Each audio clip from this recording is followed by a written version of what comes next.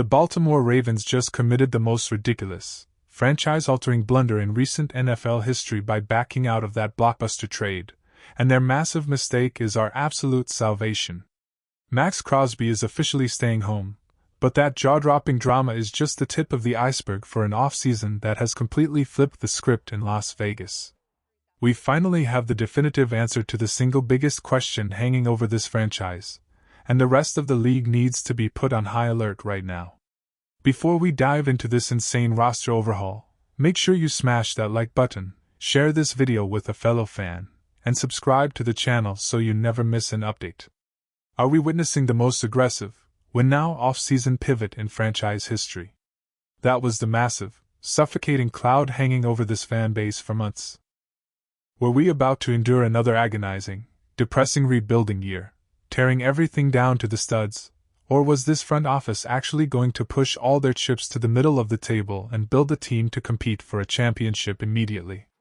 Well, based on the absolute frenzy of high-stakes moves in free agency, the sheer amount of money they have strategically deployed, and the elite caliber of veterans they have brought into the building, the answer is crystal clear.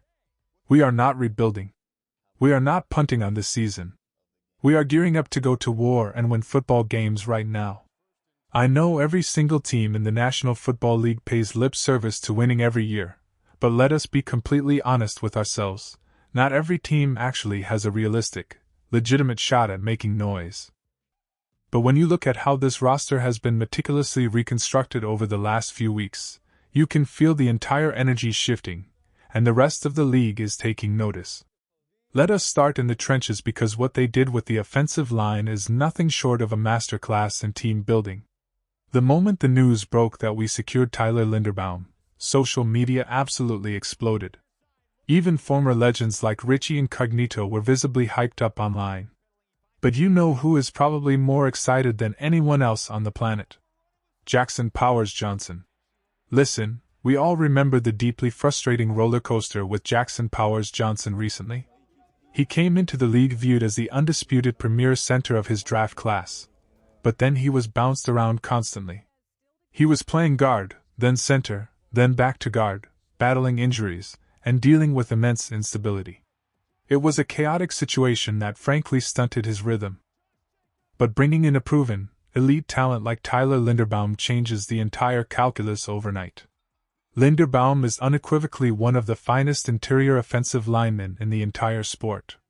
By locking him down at center, it permanently frees up Jackson Powers Johnson to slide over and absolutely dominate at guard. Think about the sheer athletic potential of having JPJ learning from and playing directly alongside Linderbaum. Jackson Powers Johnson can do things at the second level that almost no other interior lineman in football can pull off. When he is locked in, he is a physical masterpiece. Now, imagine him on the left side, sandwiched between an elite technician like Tyler Linderbaum and a perennial Pro Bowl caliber anchor like Kolton Miller at tackle. That left side of the line instantly transforms into a terrifying, impenetrable fortress. And it is not just about hoarding raw talent, it is about strategic, complementary team building. Look at the receiver room. Adding Jalen Nailor to a group that already features Trey Tucker is a stroke of pure genius. This is not just about grabbing guys who can randomly run fast. When you have two absolute burners who can simultaneously take the top off the defense, it forces safeties to play deep and respect the vertical threat. And what does that do? It violently rips open the entire intermediate area of the field. Who thrives in that intermediate area? Our generational tight end, Brock Bowers. This is exactly what a competent general manager does. They understand that every single piece on the chessboard has to work in harmony. You build an environment where your young quarterback actually has a fighting chance to succeed. But we have to talk about the defense, because the emotional whiplash we have all experienced over the last few days is enough to give someone a literal heart attack. First, we get the devastating, gut-wrenching news that our heart and soul, Maxx Crosby, is being shipped off to the Ravens. It felt like a punch to the gut.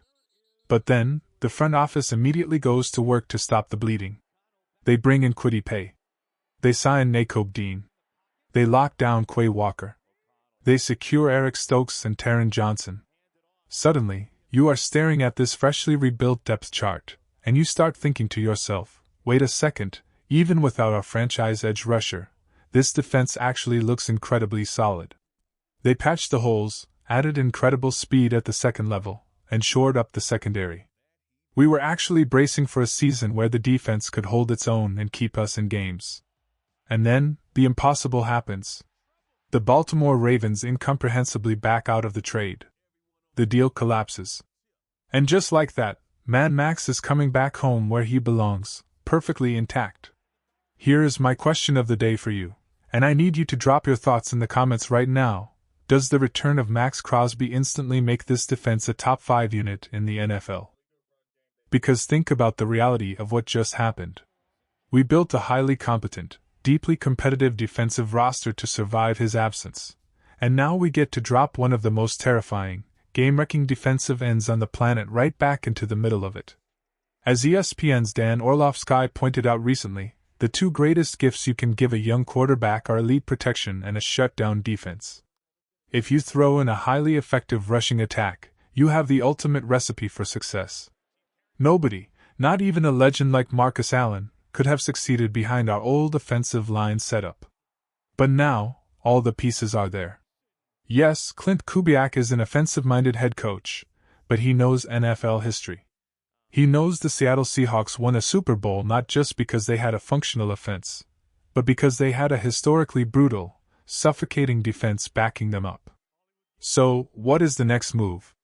Where do we go from here to finalize this masterpiece? If you look at the incredibly reliable data from Spotrac, we finally have a clear picture of our financial reality.